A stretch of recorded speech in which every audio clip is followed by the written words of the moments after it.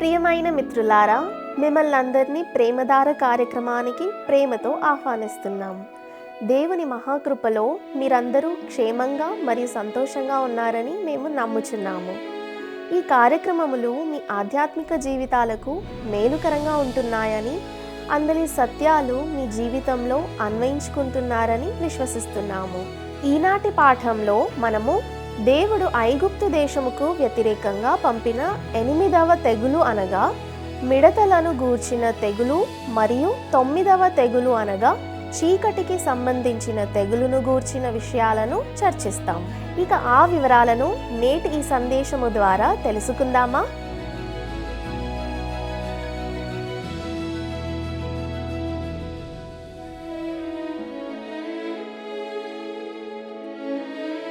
క్రీస్తునందు ప్రియమైన ప్రేమధార టీవీ వీక్షకులందరికీ మన ప్రభువును రక్షకుడైన యేసు క్రీస్తు నమ్మదగిన నామంలో శుభములు తెలియజేస్తున్నాం. ప్రస్తుతము మనము నిర్గమకాండము గ్రంథాన్ని ధ్యానిస్తూ దేవుడు తన ప్రజలైన ఇశ్రాయేలీయుల పట్ల కలిగి ఉన్న గొప్ప ఉద్దేశాన్ని గురించి తెలుసుకుంటూ ఉన్నాం.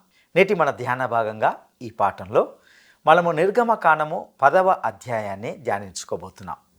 ఈ అధ్యాయంలో మనము దేవుడు ఐగుప్తుకు వ్యతిరేకంగా పంపిన 8వ తెగులు మరియు 9వ తెగులును గూర్చి మరియు ఇశ్రాయేలు ప్రజలపై ప్రభువుకున్న హక్కును గూర్చిన విషయాలను గమనించబోతున్నాం.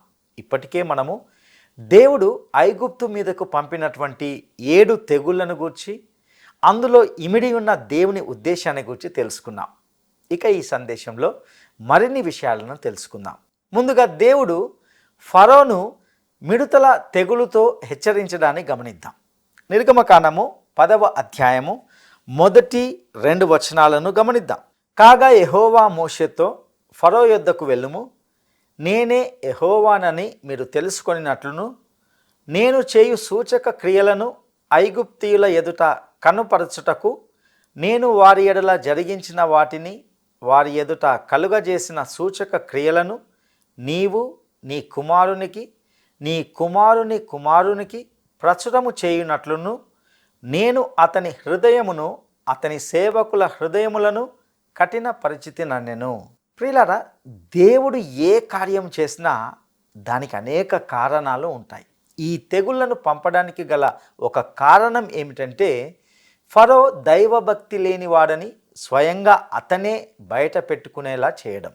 దేవుడు ఫరోతో ఎటువంటి సంబంధం పెట్టుకోకుండానే ఇశ్రాయేలు ప్రజలను ఆ దేశం నుండి వెంటనే బయటకు తీసుకొని రాగలిగేవాడు.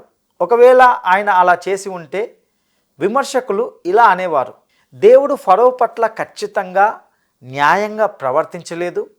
ఇశ్రాయేలు ప్రజలను విడిచిపెట్టడానికి దేవుడు ఫరోకు ఒక అవకాశాన్ని ఇచ్చి ఉండాల్సింది, అలాగే రక్షణ పొందే అవకాశం కూడా ఆయనకు కల్పించి ఉండాల్సింది అని అనేవారు. ప్రియమిత్రమా, దేవుడు సరిగ్గా అదే చేశాడు. వారిని అరణ్యంలోకి తీసుకొని వెళ్ళే ముందు తాను ఏమి చేయగలడో తన ప్రజలకు చూపించాలని కూడా దేవుడు కోరుకున్నాడు. అబ్రహాము, ఇస్సాకు, యాకోబులకు వాగ్దానము చేయబడిన దేశంలోకి వారిని తీసుకురావడానికి అబ్రహాము, ఇస్సాకు, యాకోబులకు వాగ్దానము చేయబడిన దేశంలోకి వారిని తీసుకురావడానికి తను పూర్తిగా సమర్థుడని వారు తెలుసుకోవాలని ఆయన కోరుకున్నాడు. ఆ కథ దాదాపు 4000 సంవత్సరాలుగా పస్కా పండుగ ఆచరణ ద్వారా చెప్పబడుతూ వస్తుంది. నిర్గమకాండము 10వ అధ్యాయము 3 నుండి 7 వచనాలను గమనిద్దాం. కాబట్టి మోషే, అహరోనులు ఫరో యొద్దకు వెళ్ళి అతనిని చూచి ఈలాగు చెప్పిరి, హెబ్రీయుల దేవుడగు యెహోవా సెలవిచ్చినదేమనగా, నీవు ఎన్నాళ్ళ వరకు నాకు లొంగనొల్లకయుందువు? నన్ను సేవించుటకు నా జనులను పోనిమ్ము.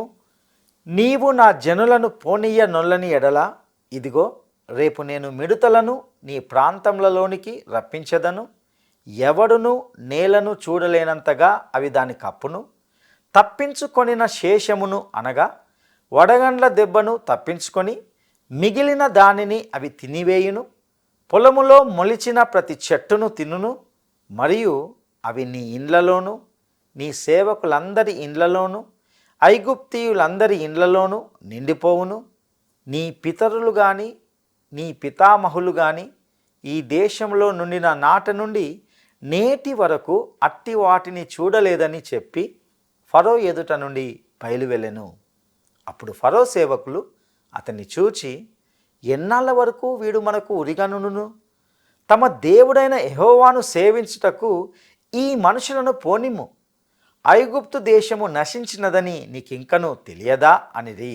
ప్రియులారా, ఫరో సేవకులు అతనితో నచ్చజెప్పడానికి ప్రయత్నిస్తూ, ఐగుప్తు దేశము నాశనమైపోయిందని నీవు గ్రహించడం లేదా?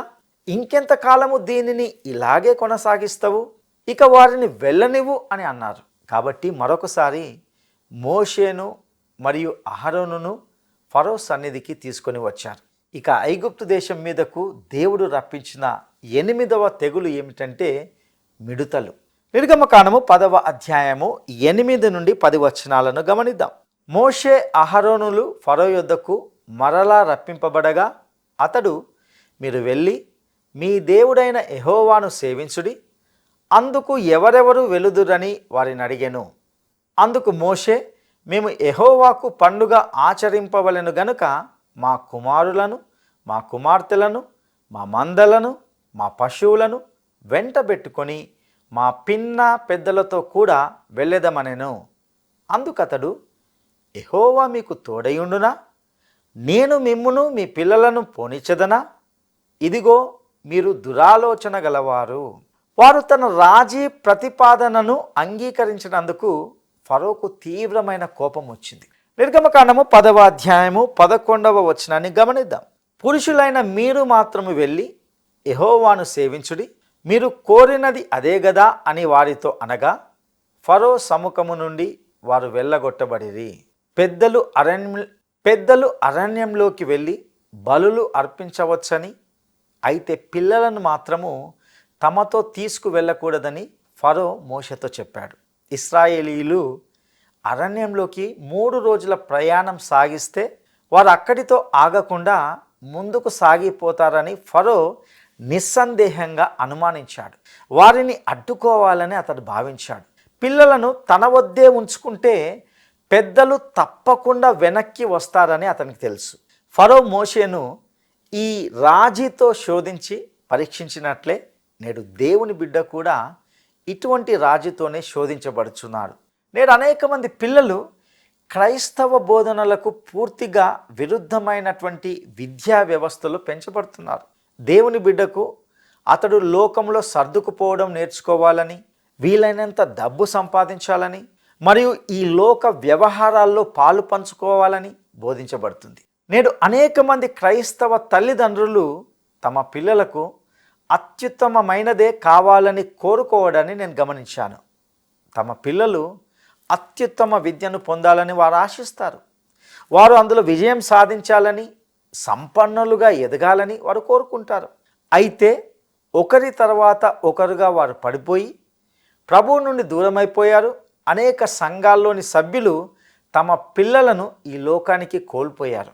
తమ పిల్లల కోసము ఈ లోకపు అత్యుత్తమమైన వాటిని ఆశించడం అనేది క్రైస్తవ తల్లిదండ్రులకు ఎదురయ్యే అత్యంత సూక్ష్మమైన శోధన.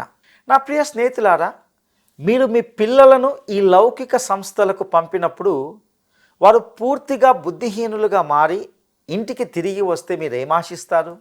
అయ్యో, అతడు క్రైస్తవ కుటుంబంలోనే పెరిగాడు కదా, అలా ఎలా చేయగలిగాడు అని మీరు ఎందుకంటారు? అసలు సమస్య ఏమిటంటే అతడు నిజానికి క్రైస్తవ కుటుంబంలో పెరగలేదు. చాలామంది యువకుల తల్లిదండ్రులు మంచి క్రైస్తవులే కావచ్చు, కానీ వారు తమ పిల్లలకు క్రైస్తవ సూత్రాలు మరియు విలువలను నిజంగా నేర్పించలేదు. వారు తమ పిల్లలు లోకంలో ఉన్నత స్థాయికి ఎదగాలనే ఆతృతతో, అత్యాశతో వారిని కోల్పోయారు. ప్రియులారా, ఇక్కడ మోషే అహరోనులు ఫరో యొక్క రాజుని అంగీకరించలేదు. ఇది ఫరోకు ఎంతో కోపాన్ని తెప్పించింది. అయినప్పటికీ అతని కోపం వల్ల ఏమీ సాధించలేకపోయాడు. ఎందుకంటే మరొక తెగులు ప్రారంభం కాబోతుంది.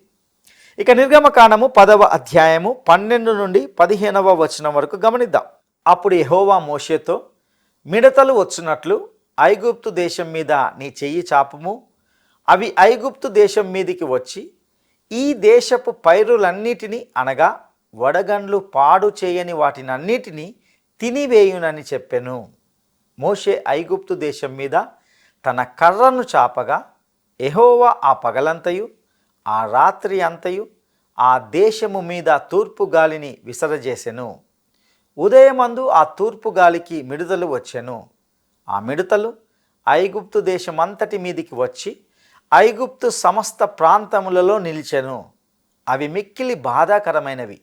అంతకు మునుపు అట్టి మిడతలు ఎప్పుడునూ ఉండలేదు, తరువాత అట్టివి ఉండబోవు. అవి నేలంతయు కప్పెను. ఆ దేశమున చీకటి కమ్మెను. ఆ దేశపు కూరగాయలన్నిటినీ ఆ వడగండ్లు పాడు చేయని వృక్ష ఫలములన్నిటినీ అవి తినివేసెను. ఐగుప్తు దేశమంతటా చెట్లే గాని పొలముల కూరయే గాని పచ్చనిదేదియు మిగిలి ఉండలేదు. ప్రియులారా, మిడతల గురించిన ఈ తీర్పులో అనేక ఆసక్తికరమైన విషయాలు వెల్లడయ్యాయి. ఇతర కొన్ని తెగుళ్ళలాగా ఇవి అద్భుతంగా ప్రత్యక్షం కాలేదని గమనించాలి. ఒక తూర్పు గాలి వాటిని వేరొక ప్రదేశం నుండి బహుశా ఆసియాలోని ఏదో ఒక ప్రాంతం నుండి తీసుకొని వచ్చింది.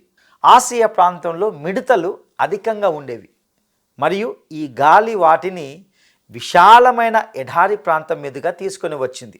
అవి పచ్చని నైలు లోయకు చేరుకున్నప్పుడు చాలా ఆకలితో ఉన్నాయి.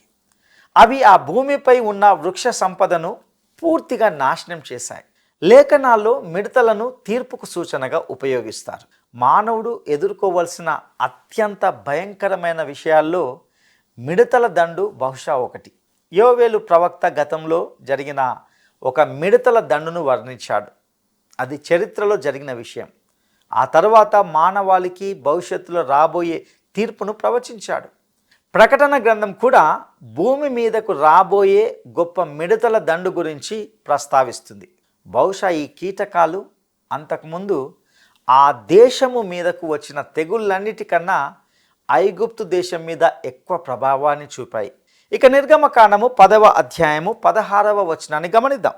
కాబట్టి ఫరో మోషే అహరోనులను త్వరగా పిలిపించి, నేను మీ దేవుడైన యెహోవా ఎడలను మీ ఎడలను పాపము చేసి తిని. ప్రియులరా, ఇక్కడ ఫరో తన పాపాన్ని ఒప్పుకోవడం ఇది మరొకసారి. నిర్గమకాండము 10వ అధ్యాయము 17 నుండి 20 వచనాల వరకు గమనిద్దాం. మీరు దయచేసి ఈసారి మాత్రమే నా పాపము క్షమించి నా మీద నుండి ఈ చావు మాత్రము తొలగించుమని మీ దేవుడైన యెహోవాను వేడుకొనుడనగా అతడు ఫరో యొద్ద నుండి బయలువెళ్ళి యెహోవాను వేడుకొనెను. అప్పుడు యెహోవా గాలిని త్రిప్పి మహాబలమైన పడమటి గాలిని విసరజేయగా అది ఆ మిడతలను కొంచుపోయి ఎర్ర సముద్రంలో పడవేసెను. ఐగుప్తు సమస్త ప్రాంతములలో ఒక్క మిడత అయినను నిలవలేదు. అయినను యెహోవా ఫరో హృదయమును కఠినపరచెను, అతడు ఇశ్రాయేలీయులను పోనీయడాయెను. ప్రియులారా, దేవుడు ఐగుప్తీయులతో వ్యవహరిస్తున్న విధానంలో ఒక పద్ధతి ఉంది మరియు ఆయన తెగుళ్లను పంపే విధానం కూడా ఒక క్రమబద్ధమైనది. మొదటి తెగుళ్ళు ఐగుప్తు దేశంలో వ్యాపించిన వివిధ దేవుళ్ళు, దేవతలు మరియు విగ్రహాలకు వ్యతిరేకంగా పంపబడ్డాయి. ఇప్పుడు దేవుడు ప్రజలకు మరియు వారు బ్రతకడానికి చేసే పోరాటానికి తీవ్రమైన కష్టాన్ని కలిగించే రీతిలో తెగుళ్లను పంపడాన్ని ప్రారంభిస్తున్నాడు. మిడతల తెగులు ఖచ్చితంగా దాని ప్రభావాన్ని చూపుతుంది మరియు ప్రజలు కూడా పరిస్థితులు దారుణంగా ఉన్నాయని ఫరోను ఒప్పించడానికి ప్రయత్నించారు. దీనివల్ల ఫరో తాత్కాలికంగా పశ్చాత్తాపడ్డాడు. అయితే తెగులు తొలగిపోయిన వెంటనే ఫరో తన మనసు మార్చుకొని తిరిగి తన పాత వైఖరికి వెళ్ళిపోయాడు. ఇప్పుడు ఇశ్రాయేలీయులను విడిచిపెట్టేలా దేవుడు అతన్ని బలవంతం చేయబోతున్నాడు. ఇక దేవుడు ఐగుప్తుకు వ్యతిరేకంగా పంపబడిన 9వ తెగులు ఏమిటంటే చీకటి. నిర్గమకాండము 10వ అధ్యాయము 21 నుండి 23 వచనాలను గమనిద్దాం. అందుకు యెహోవా మోషేతో, ఆకాశము వైపు నీ చెయ్యి చాపుము, ఐగుప్తు దేశము మీద చీకటి చేతికి తెలియనంత చిక్కని చీకటి కమ్ముననెను. మోషే ఆకాశము వైపు తన చెయ్యి ఎత్తినప్పుడు ఐగుప్తు దేశమంతయు 3 దినములు గాఢాంధకారమాయెను. 3 దినములు ఒకరినొకడు కనుగొనలేదు, ఎవడును తానున్న చోట నుండి లేవలేకపోయాను. అయినను ఇశ్రాయేలీయులందరికీ వారి నివాసములలో వెలుగుండెను. ప్రియులారా, మీరెప్పుడైనా దట్టమైన చీకటిని అనుభూతి చెందగలిగే ప్రదేశంలో ఉన్నారా? నేను అనుభవించిన చీకటి అనుభూతిని మీతో పంచుకోవాలని నేను ఆశిస్తున్నాను. చాలా సంవత్సరాల క్రితము ఒకసారి నేను ఒక గ్రామానికి సేవ నిమిత్తం వెళ్ళడం జరిగింది. ఆ రోజు కూడిక అయిపోయిన తర్వాత ఆ గ్రామానికి వచ్చే చివరి బస్సులో తిరిగి నేను వెళ్ళాల్సి ఉంది. కూడిక ముగించుకొని వేరే గ్రామం యొక్క పొలిమేరల్లో బస్సు కొరకు వేచి ఉన్నాను. నన్ను బస్సు ఎక్కించడానికి ఒక సహోదరుడు వచ్చాడు. చాలాసేపు బస్సు కొరకు వేచి ఉన్నప్పటికీ ఆ రోజు రావాల్సిన బస్సు రాలేదు. దాదాపు అప్పటికే మధ్యరాత్రి కావస్తుంది. చిమ్మ చీకటి, ఎదురుగా ఉన్న వ్యక్తిని కూడా చూడలేని దట్టమైన చిమ్మ చీకటి. ఒక్క వ్యక్తి కూడా నాకు దరిదాపుల్లో కనిపించలేదు. ఒకవైపు జంతువుల అరుపులు, మరొక వైపు ఏమైనా విషపురుగులు వస్తాయి అనే భయము. నిజంగా ఆ భయంకరమైన చిమ్మ చీకటి అనుభూతిని నేను ఎప్పటికీ మర్చిపోలేను. అంతకుముందు కానీ ఆ తర్వాత కానీ నేను అలాంటి చీకటిలో ఎప్పుడూ లేను. మరియు ఐగుప్తు దేశంపై కమ్మిన చీకటి కూడా ఇలాంటిదే. ఆ తీర్పు సూర్య దేవుడైన రాపై పడింది. పగటిపూట ఐగుప్తు దేశంపై చీకటి కమ్మింది. వారు ఆరాధించే ప్రధాన దేవునికి వ్యతిరేకంగా దేవుడు చీకటితో రంగంలోకి దిగాడు. సూర్యబింబము ఐగుప్తీయులు ఉపయోగించిన అత్యంత సుపరిచితమైన చిహ్నం. అది వారి కళలన్నింటిలోనూ ఉంటుంది. ఆ చీకటి తెగులు రా అనే ఐగుప్తు దేవుని యొక్క సంపూర్ణ నిస్సహాయతను చూపించింది. ఈ చీకటి దేవుని యొక్క అద్భుతం, మరియు అది ఫరో 4వ రాజీ ప్రతిపాదన చేయడానికి కారణమైంది. ఇశ్రాయేలీయులను ఐగుప్తు దేశం విడిచి వెళ్ళడానికి అనుమతించే ముందు అతడు చేసిన చివరి రాజీ ఇదే.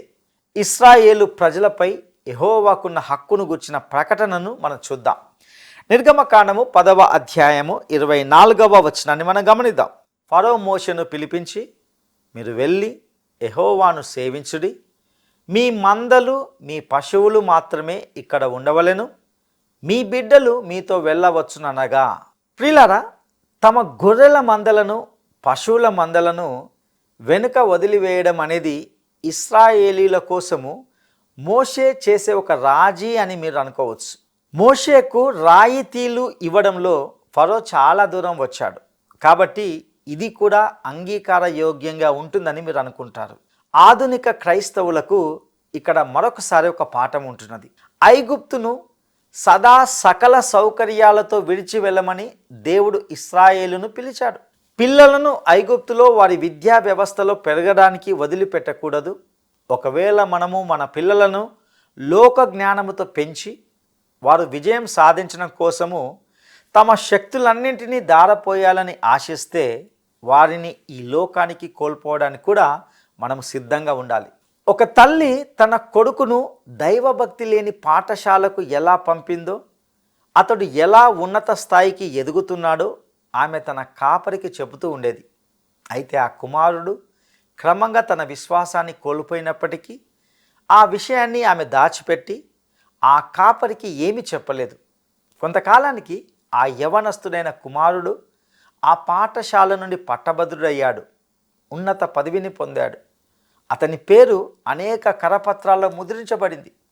ఆ తర్వాత కొంతకాలానికి ఆ తల్లి కన్నీళ్లతో ఆ కాపరి దగ్గరికి వచ్చి తాను పవిత్రంగా భావించిన ప్రతిదానికి తన కొడుకు ఎలా వెన్నుపోటు పొడిచాడో చెప్పింది.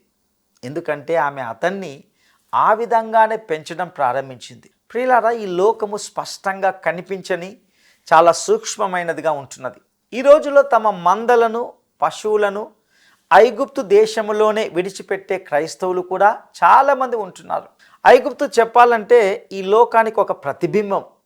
చాలామంది క్రైస్తవులు సంఘములో విశ్వాసంగా ఉంటారు, తమ కాపరికి మద్దతు ఇస్తారు, ప్రభువు పనికి కానుకలిస్తారు, ఇంకా మిగతావన్నీ చేస్తారు. కానీ వారు ఐగుప్తు దేశములోనే తమ వ్యాపారాన్ని చేసుకుంటారు. వారు ఐగుప్తులోని తమ మందలకు పశువులకు అన్నిటికంటే ఎక్కువ ప్రాధాన్యత ఇస్తారు. ఒకవేళ వారు దేవుని సేవించడమా లేక తమ మందల కోసము ఐగుప్తుకు ప్రయాణించడమా అనే ఎంపిక చేసుకోవాల్సి వస్తే గనక వారు ఏ మార్గాన్ని ఎంచుకుంటారో మీకు తెలుసు. చాలామంది క్రైస్తవులు నేను ఆదివారము ప్రభువును సేవిస్తాను, కానీ వారంలో నేను ఈ కఠినమైన వ్యాపార ప్రపంచంలో ఉంటాను అని చెప్పడము ఎంతో ఆసక్తికరంగా ఉంది. ఈ క్రైస్తవులమని చెప్పుకునే వారిలో చాలామంది లోక సంబంధమైన ప్రజల వలె జీవిస్తారు. వారిని వేరుగా గుర్తించడం కష్టం. వారు ఐగుప్తు దేశంలోని ప్రతి ఒక్కరిలాగే జీవిస్తారు. సంఘము ఎత్తబడడం చాలామంది క్రైస్తవుల హృదయాలను విచ్ఛిన్నం చేస్తుందని నా అభిప్రాయం. ఎందుకంటే అది వారిని లోకంలో వారు పెట్టిన పెట్టుబడుల నుండి వేరు చేస్తుంది. వారు తమ సేఫ్ డిపాజిట్ బాక్సులు, పొదుపు ఖాతాలు, వారి స్టాక్లు మరియు బాండులు మరియు స్థిరాస్తులను వదిలివేయవలసి ఉంటుంది. వీటికే వారు తమ సమయాన్ని, హృదయాలను అంకితం చేశారు మరియు వాటిని వదిలివేయడం వారికి గొప్ప దుఃఖాన్ని కలిగిస్తుంది. ప్రియులారా, ఈ రాజు గురించి మోషే ఏమి చెబుతున్నాడో గమనించండి. మోషే ఫరోతో ఎటువంటి రాజీ ఉండదని స్పష్టంగా కరాఖండిగా చెప్పాడు. నిర్గమకాండము 10వ అధ్యాయము 25 నుండి 29 వచనాలను గమనిద్దాం. మోషే, మేము మా దేవుడైన యెహోవాకు అర్పింపవలసిన బలుల నిమిత్తమును హోమార్పణల నిమిత్తమును నీవు మాకు పశువులను ఇవ్వలెను, మా పశువులను మాతో కూడా రావలెను, ఒక డెక్క అయినను విడవబడదు. మా దేవుడైన యెహోవాను సేవించుటకు వాటిలో నుండి తీసుకొనవలెను. మేము దేనితో యెహోవాను సేవింపవలెనో అక్కడ చేరక మునుపు మాకు తెలియదనెను. అయితే యెహోవా ఫరో హృదయమును కఠినపరచగా అతడు వారిని పోనీయనొల్లక ఉండెను. గనుక ఫరో నా ఎదుట నుండి పొమ్ము, భద్రము సుమి, నా ముఖము ఇకను చూడవద్దు, నీవు నా ముఖమును చూచు దినమున మరణమౌదు అని అతనితో చెప్పెను. అందుకు మోషే, నీవన్నది సరి, నేనికను నీ ముఖము చూడను అనెను. ఇక ఎలాంటి రాజీ ఉండదు. ప్రియులారా, దేవుడు ఫరో పట్ల ఖచ్చితంగా న్యాయంగా ప్రవర్తించలేదు. ఇశ్రాయేలును విడిచిపెట్టడానికి దేవుడు ఫరోకు ఒక అవకాశాన్ని ఇచ్చి ఉండాల్సింది, అతనికి రక్షణ పొందే అవకాశం కల్పించి ఉండాల్సింది అని అనేవారు ఎంతోమంది ఉంటున్నారు. నా ప్రియమిత్రమా, దేవుడు అతనికి ఎన్నో అవకాశాలు ఇస్తూనే వచ్చాడు. కానీ ఫరో మాత్రము తన హృదయాన్ని కఠినం చేసుకుంటూనే వచ్చాడు. ఫరో అనేక విషయాల్లో సైతానుకు ప్రతీకగా ఉంటున్నాడు. అనేక సార్లు వాడు దేవుని బిడ్డలను లోకముతో రాజీ పడుమని ప్రోత్సహిస్తుంటాడు. పెద్దలు అరణ్యంలోకి వెళ్ళి బలులు అర్పించవచ్చని, అయితే పిల్లలను మాత్రము తమతో తీసుకొని వెళ్ళకూడదని ఫరో మోషేతో చెప్పాడు. పిల్లలను తన వద్ద ఉంచుకుంటే పెద్దలు తప్పకుండా వెనక్కి వస్తారని అతనికి తెలుసు. అందుకే ఫరో మోషేను ఇటువంటి రాజీతో శోధించి పరీక్షించినట్లే నేడు దేవుని బిడ్డ కూడా ఇలాంటి రాజీతో శోధించబడుచున్నాడు. నేడు అనేక మంది పిల్లలు క్రైస్తవ బోధనలకు పూర్తిగా విరుద్ధమైన వ్యవస్థలో పెంచబడుతున్నారు. దేవుని యొక్క బిడ్డ ఈ లోకంలో సర్దుకుపోవడం నేర్చుకోవాలని, వీలైనంతగా డబ్బు సంపాదించాలని మరియు లోక వ్యవహారాల్లో పాలు పంచుకోవాలని బోధించబడుతున్నారు. చాలామంది యువకుల తల్లిదండ్రులు మంచి భక్తిగల క్రైస్తవులే అయినప్పటికీ వారు తమ స్వంత పిల్లలకు క్రైస్తవ సూత్రాలు మరియు విలువలను నిజంగా నేర్పించడం లేదు. వారు తమ పిల్లలు ఈ లోకంలో ఉన్నత స్థాయికి ఎదగాలనే అత్యాశతో వారిని కోల్పోయిన స్థితిలో ఉంటున్నారు. ప్రియులారా, మిడతలు అనే తెగులు తీర్పుకు సూచనగా ఉందని గ్రహించాం. దేవుని తీర్పు ఆయనకు వ్యతిరేకంగా ఉన్న ప్రతి వ్యక్తిపైకి వస్తుంది. ఫరో తన పాపాన్ని ఒప్పుకోవడాన్ని ఇందులో మరొకసారి గమనించాం. ఫరో కేవలము తాత్కాలికంగానే పశ్చాత్తాపడ్డాడు. తెగులు తొలగిపోయిన వెంటనే తన మనసు మార్చుకొని తిరిగి తన పాత వైఖరికి వెళ్ళిపోయాడు. నేడు చాలామంది అలాగే ఉంటున్నారు. నిజమైన పశ్చాత్తాపం అనేది ఎంతో అవసరం. ఇక ఈ రోజుల్లో తమ మందలను, పశువులను ఐగుప్తు దేశంలోనే విడిచిపెట్టే క్రైస్తవ విశ్వాసులు కూడా చాలామంది ఉన్నారు. ఐగుప్తు ఈ లోకానికి ఒక ప్రతిబింబం.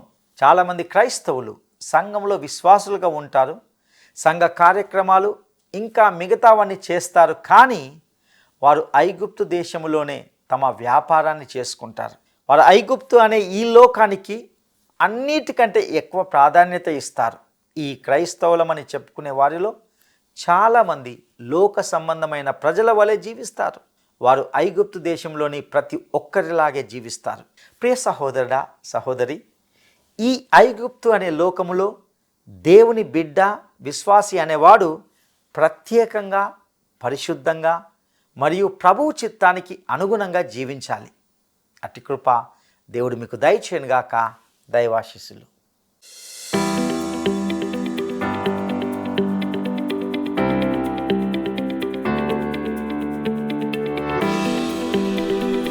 ఫరో ప్రతిపాదించిన రాజీల ద్వారా క్రైస్తవులు నేర్చుకోవలసిన ముఖ్య పాఠం ఏమిటి? ఫరో ప్రతిపాదించిన రాజీల ద్వారా క్రైస్తవులు నేర్చుకోవలసిన ముఖ్య పాఠం ఏమిటి? 1. లోకముతో రాజీ పడకూడదు. 2. ఉన్నత చదువులు చదవాలి. 3. వ్యాపారాన్ని అభివృద్ధి చేయాలి.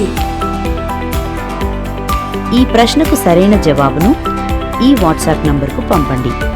మా వాట్సాప్ నంబర్ 9399952570. నేటి ఈ కార్యక్రమం మీ ఆధ్యాత్మిక జీవితాలకు ఆశీర్వాదకరంగా ఉందని, దేవుడు మీతో వ్యక్తిగతంగా మాట్లాడుతున్నాడని నమ్ముతున్నాము. ఈ అధ్యయనానికి సంబంధించి లేదా మీ జీవితాలకు సంబంధించి మీకు ఏవైనా ప్రశ్నలు కానీ లేదా సందేహాలు కానీ లేక ప్రార్థన మనవులు కానీ ఉంటే ఈ స్క్రీన్ మీద ఇవ్వబడిన ఫోన్ నంబర్ ద్వారా మమ్మల్ని తప్పకుండా సంప్రదిస్తారని, మీ అభిప్రాయాలను, మీరు పొందిన మేలులను మాతో పంచుకుంటారని ఆశిస్తున్నాం.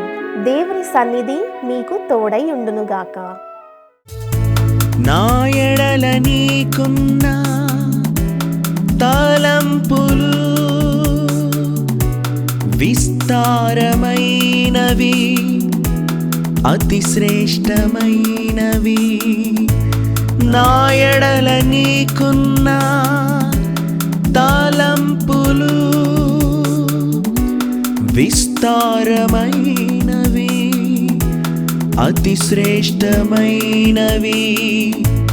శాశ్వతమైన కృప చూపినావు, నీ ప్రేమ ఎంత అతి మధురమో.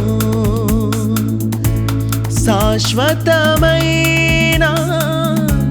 కృప చూపినావు, నీ ప్రేమ ఎంతో అతి మధురమో. ఆరాధన ఆరాధన ఆరాధన ఆరాధన ఆరాధన ఆరాధన ఆరాధన ఆరాధన. ఈ కార్యక్రమం మీకు నచ్చిందా? అయితే వెంటనే మిస్డ్ కాల్ ఇవ్వండి. బహుమతి పొందే విజేత మీరే కావచ్చు.